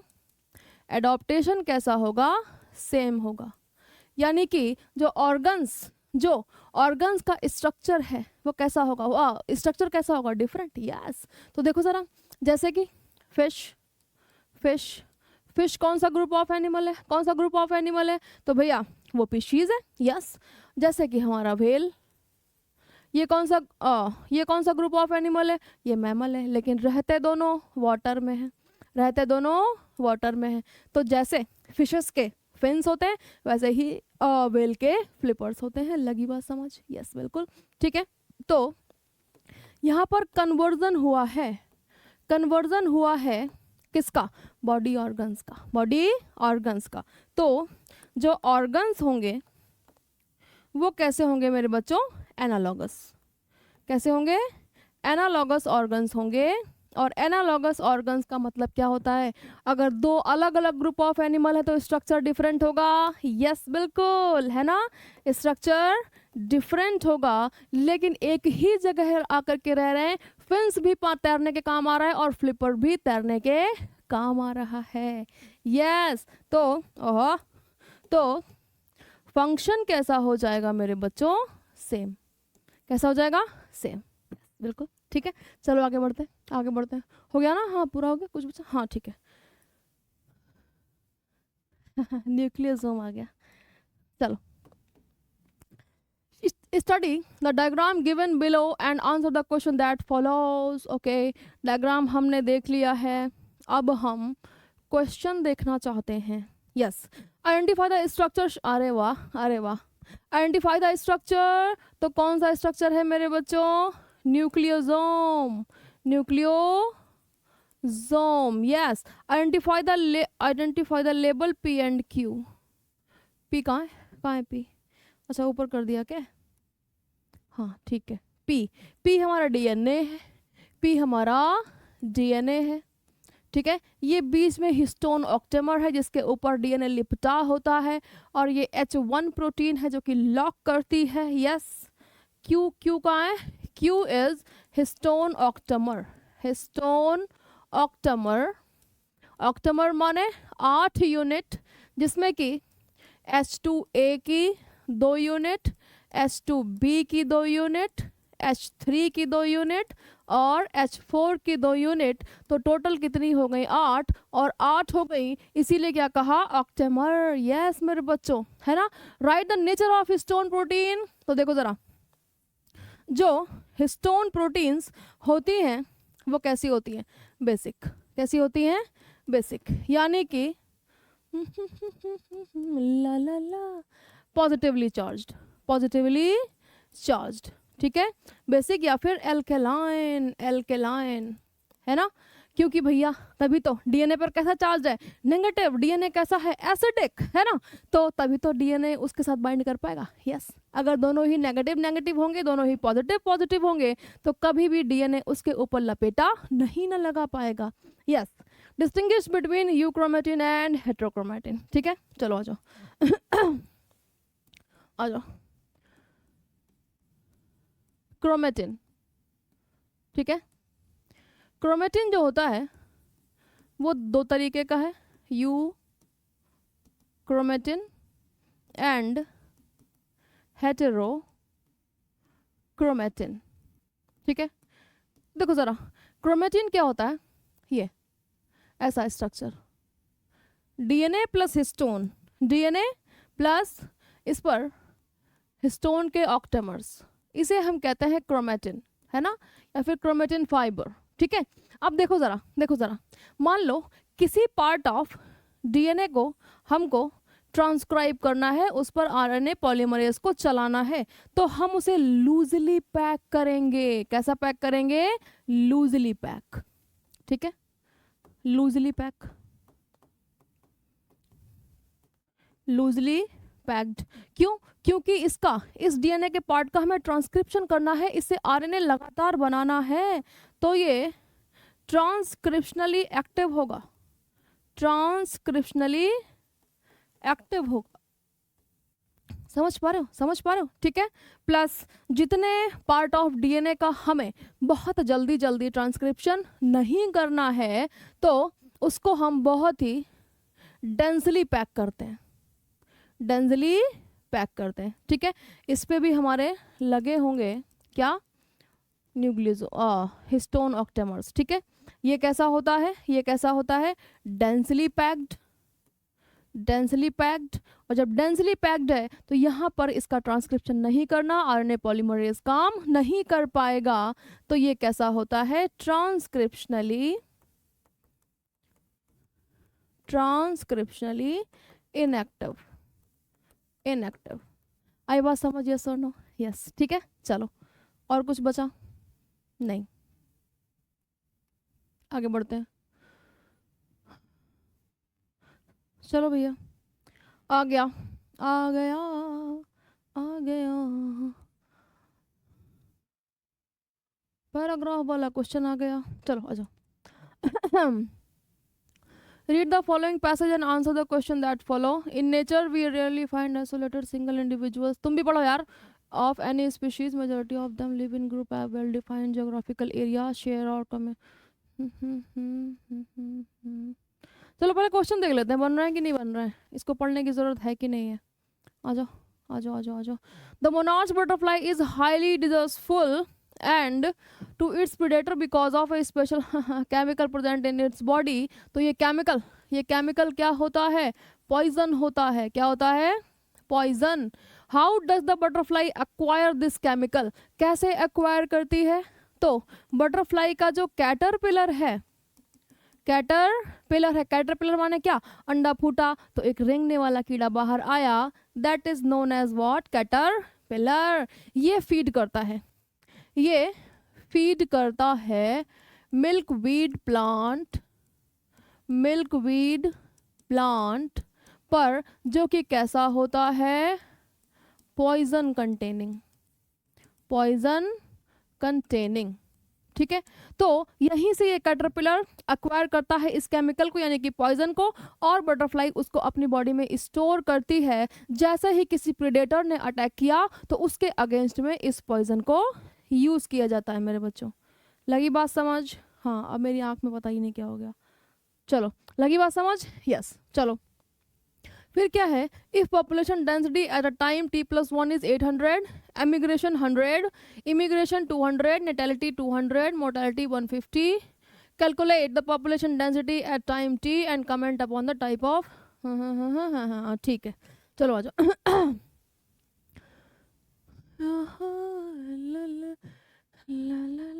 बन तो रहा है, पैराग्राफ पढ़ने की क्या जरूरत है इसके लिए, जब नहीं बनेगा तब देखेंगे। आ जाओ, तो पहले तो निकालते हैं कि birth plus immigration minus death plus emigration.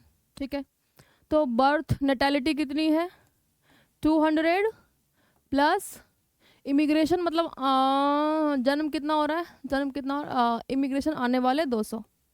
ठीक है, माइनस करेंगे।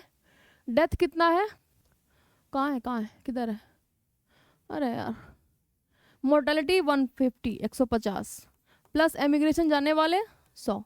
ठीक है, तो इसको निकालते हैं कि पॉपुलेशन बढ़ी है कि घटी है कि क्या हुआ है।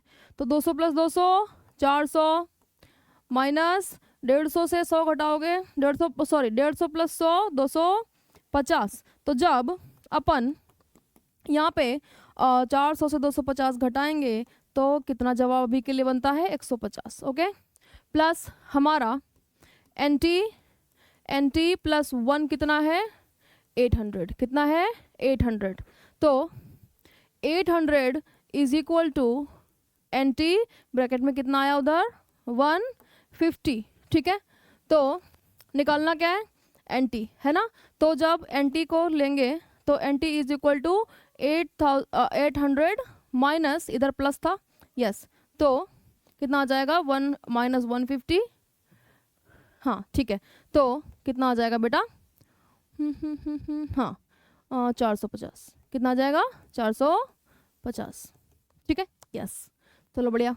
अगला क्या है, स्टूडेंट टू बी अटेम्प्ट इधर सब पार्ट सी और डी, सी और डी में से एक अटेम्प्ट करना है। तो आ जाओ देखते हैं, आ जाओ। लेकिन अपन तो दोनों ही करेंगे ना। What is difference in a method of measuring population density in an area, there are 2000 carrot grass, है ना। एक इतना बड़ा एरिया है जिसमें खूब सारे गाजर के पेड़ लगे हैं। ठीक है, यस, और एक अकेला बनियान ट्री लगा है। ठीक है, तो देखो ज़रा, अगर वज़न तोला जाए, बायोमास निकाला जाए, क्वांटिटी ऑफ फोटोसिंथेटिक प्रोडक्ट निकाला जाए, तो किसका होगा, वो छोटे छोटे 200 गाजर के प्लांट ना ना, बिल्कुल नहीं, बिल्कुल नहीं। एक बड़ा सा बनियान ट्री, उसका बायोमास ज़्यादा होगा। तो यहाँ पर अपन यूज़ करेंगे बायोमास का मेथड। ठीक है, हम यहाँ पर नंबर यूज़ नहीं करेंगे। ठीक है, name 2 methods to measure the population density of tiger. Tiger को कैसे नापोगे, कितना टाइगर है जंगल में। तो इसके लिए अपन सबसे पहला तरीका, 2 पूछ रहे हैं ना, यस 2, तो सबसे पहला तरीका यूज़ करते हैं उसके फुटप्रिंट्स, पग मार्क कहते हैं। ठीक है, और दूसरा यूज़ करते हैं फीकल मटेरियल, जिससे कि हम देख सकते हैं कि हमारे एक पर्टिकुलर एरिया में कितना टाइगर है, क्योंकि हर एक टाइगर का पग mark and faecal material is different मेरे बच्चों। यस, चलो आगे बढ़ते हैं। स्टडी बेस क्वेश्चन, फिर से हम इसका साइज बड़ा करते हुए, टैन और फिर हम इसको साइड में लाते हुए। ठीक है, अब देखो ज़रा, ग्राफ स्टडी करना है। यहाँ पर मेंस्ट्रुअल साइकिल का ग्राफ है, ये ओव्यूलेशन है। ओव्यूलेशन के जस्ट पहले सिर्फ एक ही हार्मोन की पीक आती है, एलएच, किसकी? एलएच की। और ओव्यूलेशन के बाद एक ही हार्मोन की पीक आती है, प्रोजेस्टेरॉन। प्रोजेस्टेरॉन मेरे बच्चों, यस, ठीक है। ये प्रोजेस्टेरॉन ऊपर गया या नीचे आ गया, माने यहाँ नो प्रेगनेंसी, नो प्रेगनेंसी। ये प्रोजेस्टेरॉन ऊपर गया और स्टेबल है, माने प्रेगनेंसी हो गई है। इसीलिए प्रोजेस्टेरॉन की पीक नीचे नहीं आ रही। और देखो HCG भी आ गया, माने प्लेसेंटा बन चुका है। क्या बन चुका है? प्लेसेंटा। तो ये केस उसका है कि प्रेगनेंसी नहीं है, ये केस है कि प्रेगनेंसी हो गई है। तो आ जाओ पढ़ते हैं क्या पूछ रहे हैं।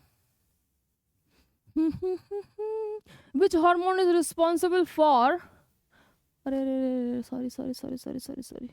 Which hormone is responsible for the peak observed in case 1 and case 2? Write one function of that hormone. ठीक है, अच्छा चलो छोटा कर लेते हैं थोड़ा।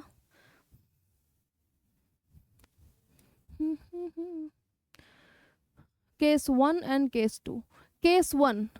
केस 1 में लिखा है पीक, केस 2 में लिखा है पीक, ठीक है।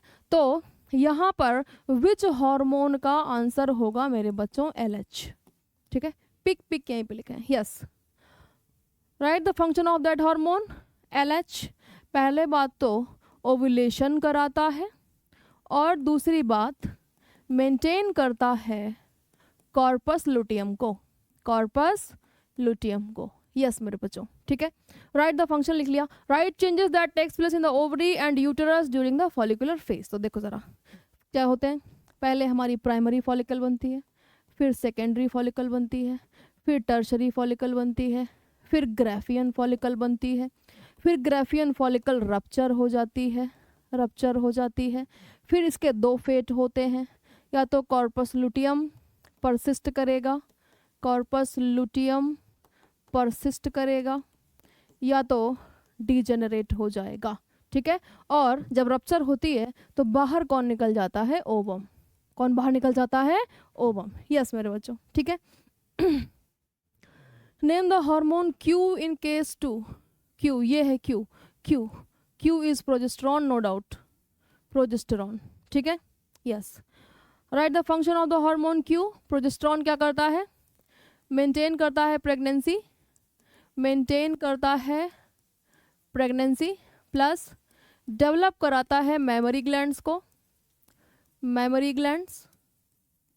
और सिंथेसिस कराता है मिल्क की, ठीक है।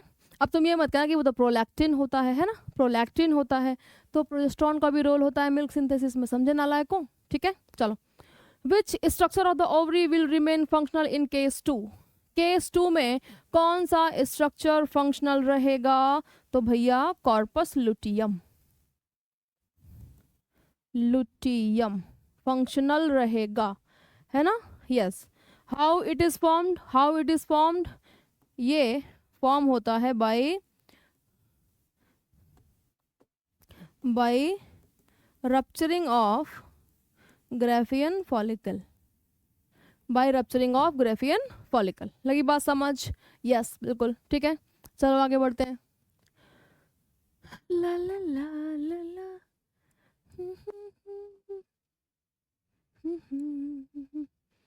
सेक्शन ई पे आ गए हम, वाह, very good to me only, yes.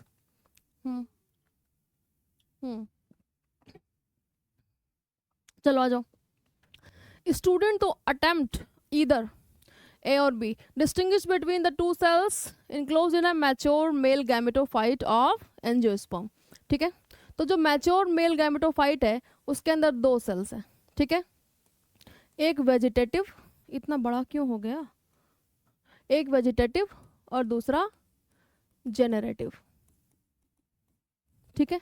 Vegetative cell large होता है क्योंकि इसके पास न्यूट्रिशन होता है, ठीक है, और जनरेटिव सेल स्मॉल होता है और लगभग स्पिंडल शेप होता है, ठीक है। कर दिया डिस्टिंग्विश।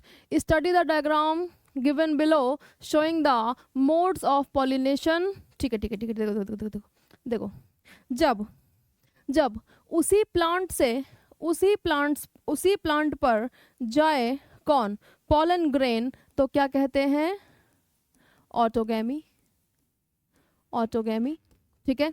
जब एक ही प्लांट के दो अलग अलग फ्लावर, देखो जरा, जब एक ही फ्लावर से पॉलन निकल के उसी फ्लावर के स्टिग्मा पे गिरे तो क्या कहते हैं, ऑटोगैमी। जब एक ही प्लांट के दो फ्लावर के बीच में क्या हो, पॉलिनेशन, तो उसे क्या कहते हैं, जिटोनोगैमी।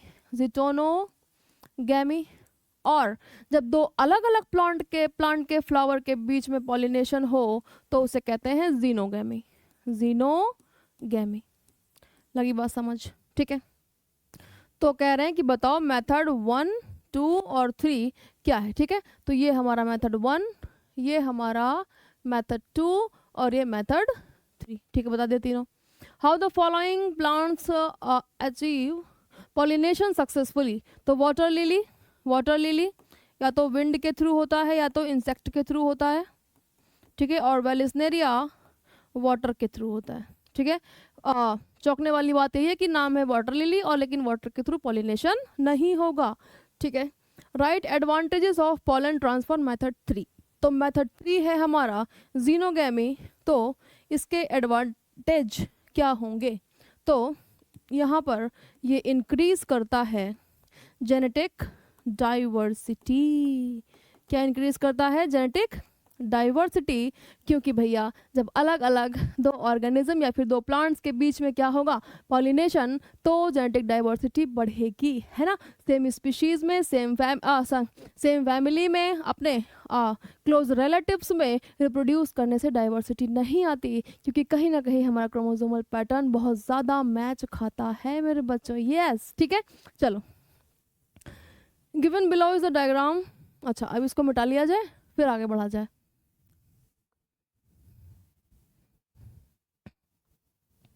चलो, given below is the diagram of human ovum surrounded by sperm, ठीक है।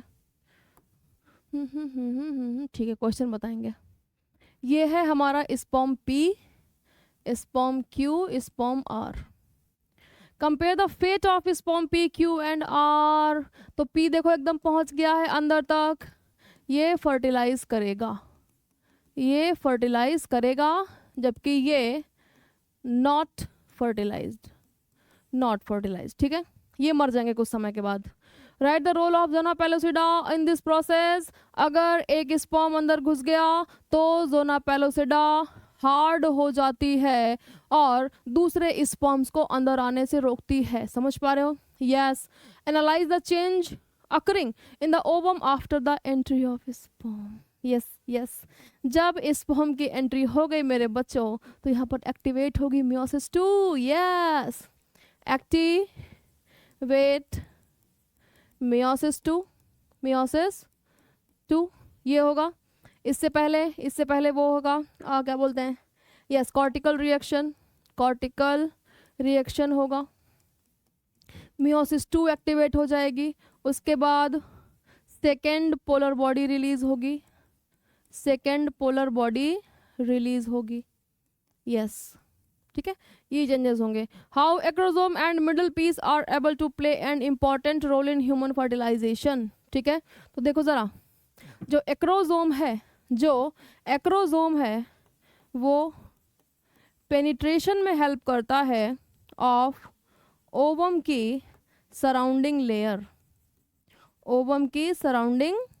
लेयर, मेरे बच्चों, है ना। यस, एंड मिडिल पीस किस में हेल्प करता है, क्योंकि मिडिल पीस में क्या होते हैं, माइटोकॉन्ड्रिया, जो कि प्रोवाइड करते हैं energy for the vigorous motility of the sperm. Vigorous माने बहुत तेजी में, जैसे तुम भंडारे को देख के लपक के सब्जी पूड़ी खाते हो, यस, दैट इज विगरस, ठीक है। चलो आगे बढ़ते हैं। टेंशन, हाँ, चलो देखो जरा क्या पूछ रहे हैं, पढ़ो जरा सा। यस, स्टूडेंट टू अटेम्प्ट इधर ऑप्शन ए और बी, ठीक है, लेकिन हम सारे करेंगे। Answer the following question, state what do you understand by malt. Malt से आप क्या समझते हैं? तो माल्ट से हम क्या समझते हैं, आप बताएं। माल्ट से हम समझते हैं म्यूकोसल या फिर mucosa associated lymphoid tissue, mucosa associated lymphoid tissue, malt है ना। जहाँ पर म्यूकस मेम्ब्रेन है हमारी बॉडी में, वहाँ पर लिम्फॉइड टिश्यू प्रेजेंट है for the protection of the body, उसे हम कहते हैं माल्ट, ठीक है।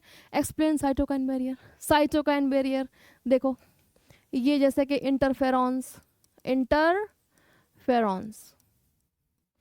ठीक है। देखो ज़रा ध्यान दो, कोई भी एक सेल थी जो वायरस से इन्फेक्टेड हो गई, ये तुम्हारी बॉडी की सेल बिल्कुल भी तुम्हारी तरह नहीं है कि हम फेल हो गए तो हम चाहते हैं कि हमारा दोस्त भी फेल हो जाए। हाँ, बिल्कुल नहीं। वो कहती है कि जो हमारे बगल वाली सेल है वो कैसी रहे, प्रोडक्टिव रहे, उसको बता दिया जाए कि भैया वायरस आया है, अपने आप को तुम बचा लो। यस, तो ये क्या सिक्रीट करते हैं, इंटरफेरॉन्स, ठीक है। ये इंटरफेरॉन्स बगल वाली सेल पर जाते हैं और काम करते हैं, बगल वाली सेल पर जाकर के काम करते हैं, जिनके रिस्पॉन्स में बगल वाली सेल बना लेती है टीआईपी, ट्रांसलेशनल इनहिबिटरी पेप्टाइड, जो कि इनहिबिट करती है वायरल ट्रांसलेशन को, और जब वायरस अपना ट्रांसलेशन नहीं कर पाता, प्रोटीन्स नहीं बना पाता, असेंबली नहीं हो पाती, तो बताओ क्या ये सेल वायरस से इन्फेक्टेड होगी? हाँ, ना जी ना, बिल्कुल नहीं, ठीक है। चलो, name the diagnostic test for AIDS है ना। चलो, एड्स कैसे पहचानते हैं अपन, कैसे पहचानते हैं? तो बिल्कुल ही आसान जवाब है इसका, डायग्नोस्टिक टेस्ट कौन होगा, एलाइजा, ठीक है, जिसमें एक प्लेटिंग करते हैं और उस पर एंटीबॉडी लगी होती है। अगर ब्लड में एंटीजन होगा तो यहाँ बाइंड करेगा, टेस्ट पॉजिटिव आएगा, अदरवाइज नहीं आएगा। On what principle does it work, कौन से प्रिंसिपल पर? तो एंटीजन एंटीबॉडी इंटरेक्शन पर डिपेंड करता है मेरे बच्चों, है ना। किस पर डिपेंड करता है? Antigen antibody interaction. Yes, bone marrow and thymus play an important role in human immune system. बिल्कुल हम जानते हैं ये हमारे प्राइमरी लिम्फॉइड ऑर्गन है, ठीक है। तो प्राइमरी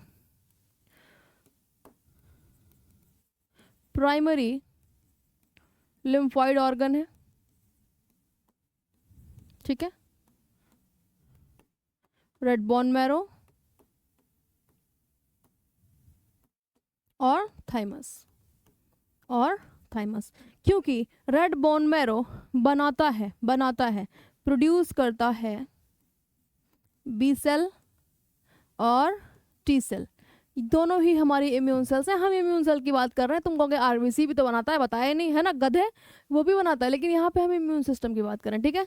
और थाइमस मैच्योर करता है टी सेल्स को। लगी बात समझ? यस, बिल्कुल, ठीक है। तो ये हो गया। अब यहाँ पे अपने को फिलिंग करनी है, आ जाओ फिलिंग करते हैं आ जाओ फिलिंग करते हैं बेटा, रफ करते हैं फिर फिलिंग करते हैं। ला ला ला ला ला ला ला ला।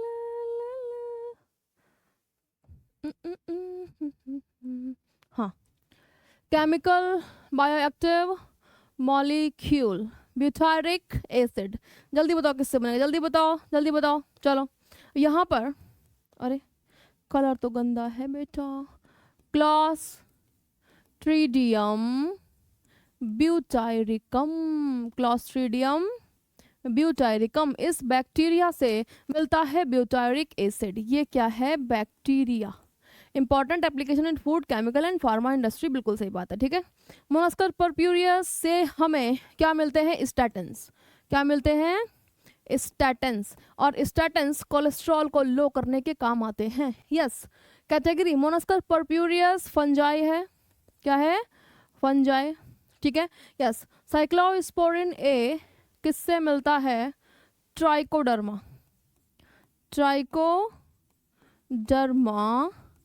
पॉली स्पोरम, यस, ठीक है, ये भी एक फंजाई है। अच्छा, use use use immuno suppressant,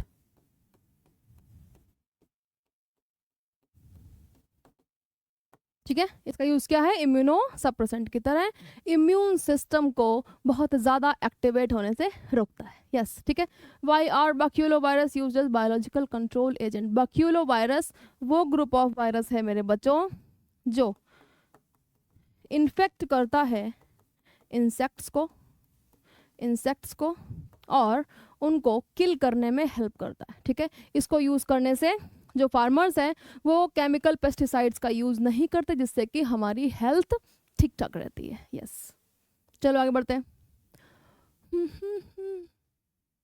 haemophilia and red green colour blindness is usually observed in male, why? तो भैया क्योंकि ये एक्स लिंक डिजीज है मेरे बच्चों, एक्स लिंक्ड डिजीज है, ठीक है। तो जो फीमेल है उसमें एक्स होता है, तो मान लो अगर एक पे बीमारी आ भी गई तो अगला वाला एक्स क्रोमोसोम इसके काम को संभाल लेगा। तो फीमेल में जनरली देखने को नहीं मिलती है, और मेल में एक ही एक्स क्रोमोसोम है।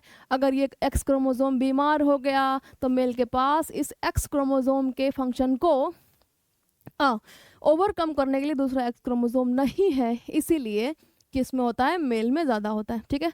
Perform a cross where haemophilic daughters and haemophilic sons are produced in same ratio.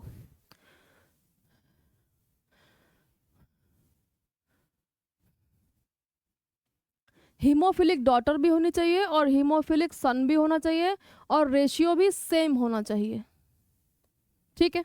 चलो और जो बनाते हैं, डॉटर हीमोफिलिक होनी चाहिए, माने दोनों एक्स क्रोमोसोम खराब होने चाहिए, क्योंकि अगर एक होगा तो करियर हो जाएगी ना, ठीक है।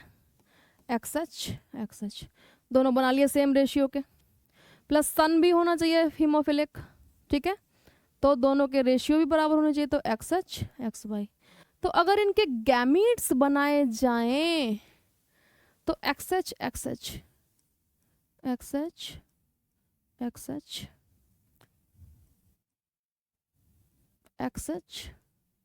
एक्स वाई है ना, ऐसे तो बनेगा, ठीक है।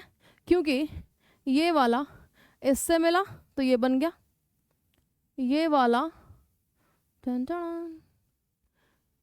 X H x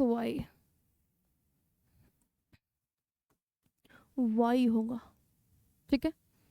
x H, हाँ, ला ला ला ला ला ला ला ला ला ला, यस, ठीक है। ये वाला इससे मिलेगा तो एक्स वाई हो गया, ठीक है। ये वाला इससे मिलेगा तो ये हो गया, ये वाला इससे मिलेगा तो ये हो गया, यानी कि दोनों माताजी एंड पिताजी और हीमोफिलिक ठीक है। इनका क्रॉस बनेगा तो ये गैमेट बनेंगे, और ये बच्चे दोनों का रेशियो सेम आ जाएगा। लगी बात समझ, लगी, यस। चलो अच्छा, यही तो था हमारा आखिरी पेज, परफॉर्म अक्रॉस कर दिया। Why do transcription and translation occur in bacteria, अच्छा वेयर, ओके, ठीक है। चलो अगर बात करें बैक्टीरिया की, तो बैक्टीरिया में कंपार्टमेंट जैसा कोई भी वहाँ पर कंपार्टमेंट जैसी कोई भी चीज़ नहीं है, तो ट्रांसक्रिप्शन एंड ट्रांसलेशन दोनों कहाँ होंगे, साइटोप्लाज्म में। कहाँ होंगे, साइटोप्लाज्म में, क्योंकि है ही नहीं, कोई कॉन्सेप्ट ही नहीं है कंपार्टमेंट का, ठीक है। और यूकैरियोट्स में ट्रांसक्रिप्शन कहाँ होता है, न्यूक्लियस में, क्योंकि डीएनए से एमआरएनए बनाना है। ट्रांसलेशन कहाँ होता है, साइटोप्लाज्म में, क्योंकि एमआरएनए बन करके बाहर निकलता है, फिर साइटोप्लाज्म में राइबोसोम्स बाइंड करते हैं, एंड देन क्या होता है, ट्रांसलेशन मेरे बच्चों, यस, ठीक है। Draw a labelled schematic sketch of replication fork of DNA, okay. चलो आजो बनाते हैं,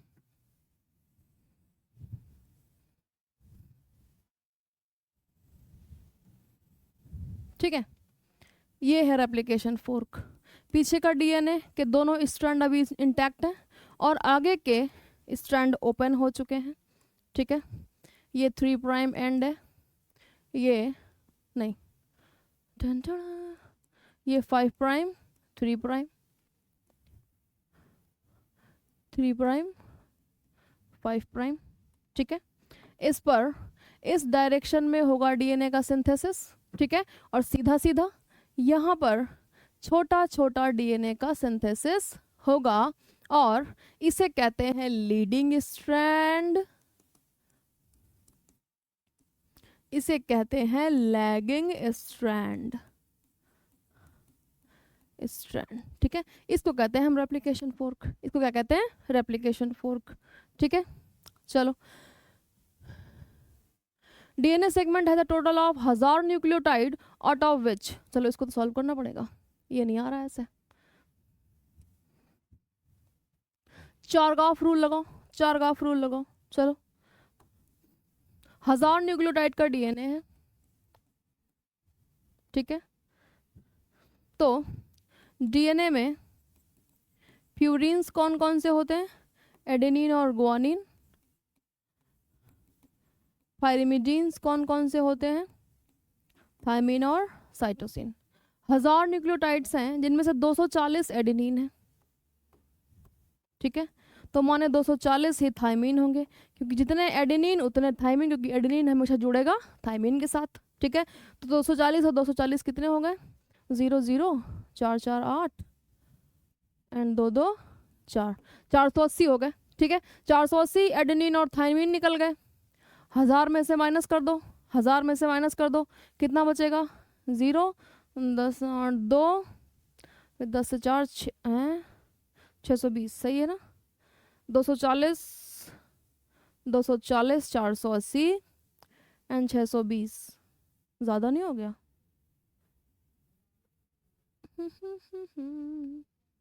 अच्छा हाँ ठीक है, 520, sorry sorry sorry sorry sorry sorry 520 है ना, हाँ ठीक है 520, ठीक है। अब 520 का ज़रा सा आधा करो, डिवाइड बाय 2 करो, ठीक है। तो ये हो गया 250, तो 500 हो गया, 10 10 तो हो गया 260 कितना हो गया 200 250 500 10 भी, हाँ ठीक है। तो 260 ये होगा माने कि ग्वानिन और 260 ही कौन होगा, साइटोसिन।